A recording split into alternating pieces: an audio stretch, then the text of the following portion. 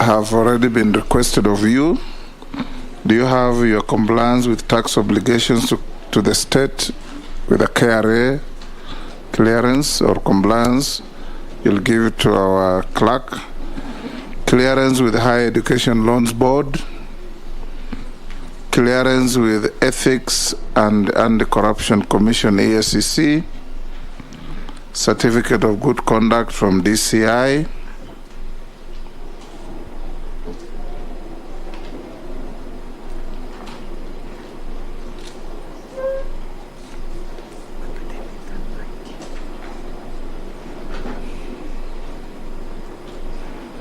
Your academic certificates,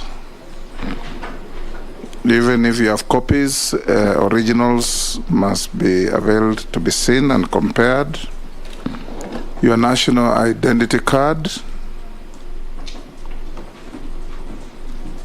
and you may tell us, are you a dual citizen, being a citizen of Kenya and any other jurisdiction? No, Mr. Chairman, I'm a citizen of only one country, and that is Kenya. Excellent.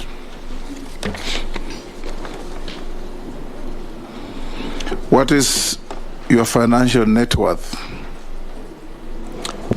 Approximately 420 million shillings, Mr. Chairman.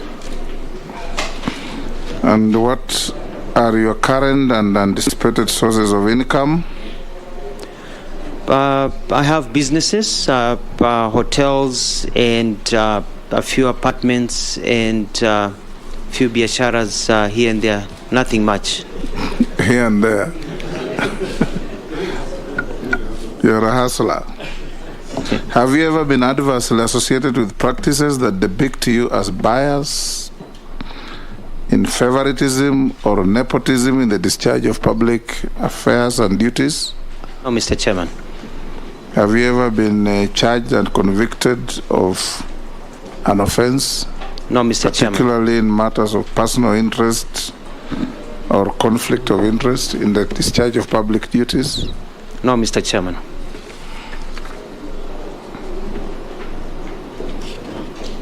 I will now invite members